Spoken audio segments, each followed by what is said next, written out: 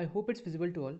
Now before I move on to the demo, I just wanted to walk through to what ICS jobs we are going to convert in the demo. We are going to convert these four ICS jobs. Let me show you one of them.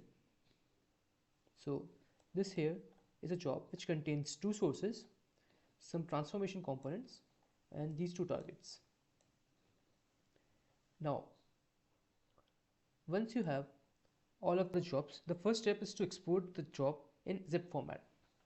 This will be the input for our conversion platform. For that, select this option, click on export, name it according to your standards, and export it. As you can see, export has started. Now all you need to do is download that export from the My Exports. You can see this option here, click on this and it will be downloaded. Now for the purpose of this demo, I have already exported these four jobs. Once you have all of the jobs exported in zip format, you are ready to use our conversion platform. So this is our conversion platform. It is a browser-based UI with Python in the backend. So the first step is to select our source legacy system, that is IICS. Next is it wants us to input the path where our IICS exports is present. Let's copy this path and paste it over here. Now where do you want to create the Talend jobs? Let's give it this path with a different folder.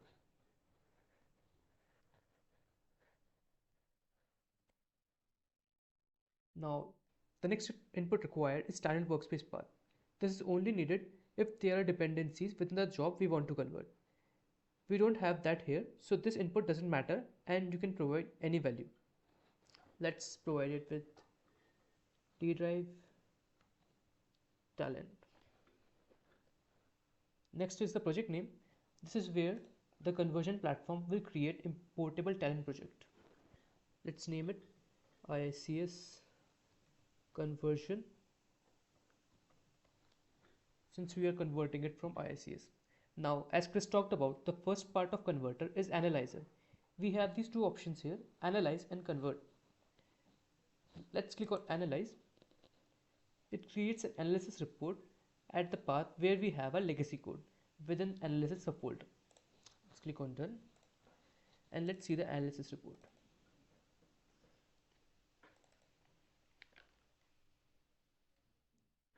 Now, if you look into the analysis report, to what it provides the path of the job analyzed. It provides the list of all the files and which workflows it has, how many sessions or rather sub-jobs it has. If the export is a job, the workflow name is the same as the mapping name and the session count is 1. Now, if we go into the session details, it gives you the list of jobs for each session and whether or not they are ELT compatible. Now, what does ELT compatible means? So Talend support two types of job, ETL and ELT. ETL is where it reads data from the various sources, processes it on runtime engines, and then writes it to a target. Whereas ELT is where it converts the logic within the job into SQL queries and pushes it to the database and executes it using database resources. So this is for obvious reasons much faster to process. So you might want to use ELT processes whenever compatible. So it gives you the options of letting you know which jobs are compatible to be converted to ELT. Moving on to the mapping details, this gives you the list of transformation, whether they are supported or not, and what would they get converted into, and what is the complexity of the individual job. As a note, tool does one-to-one conversion for each component. Next is complexity details. It gives you an aggregated count of different complexities.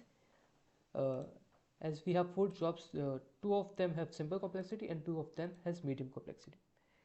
Now, the analysis report can be used to estimate the time, cost for the conversion effort. It also tells you which mapping will need manual intervention to get production ready. Now that we have seen the analyzer, let's move on to the conversion platform and click on convert. Now it gives you the list of mappings which are ELT compatible. It's up to the user to convert into ELT or ETL job. For this demo, I'm going to select yes and click on submit. And it will show you that all the mappings are created successfully. Now, if you go back to the folder which we gave, so we gave this path, right? Inside this, we have our Talend importable code. Now, let's move on to Talend and import those code.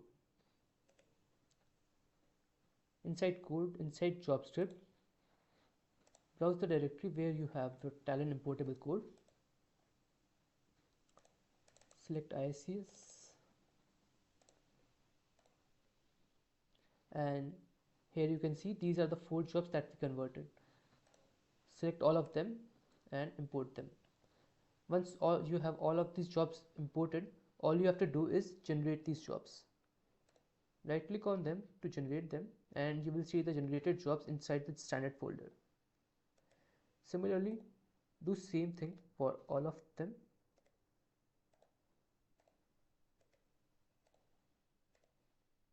Now all of the jobs are generated. Now let me show you MDIM customer.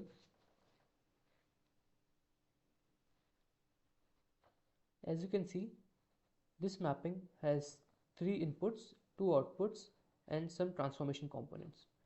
There are some of the best practices that our conversion platform follows, like using reusable connections and closing the connections at the end of the load. Similarly, let me show you mload SQL server, which was an ELT compatible job, and we selected it to be an ELT job. You can see it has been converted into an ELT job with TELT input, TELT output, and TELT map. Now, for the job to be ELT compatible, within Talend, there are certain criteria that it needs to meet. This was the only job that met those criteria and got converted into an ELT job. Now, this was the conversion part, but once you have your legacy code converted into Talend, the next step would be to ensure that all the conversions that you have done actually matches the specifications, right? This is where the tool also comes with test jobs. For example, here we have 3 test jobs. These 3 test jobs are for 3 different databases. We have MySQL because we had a couple of jobs with MySQL target and some with Oracle and so on. Now, what these test jobs do is that they back up the data from the target table and use the generated flat file as an input. You might have seen these files.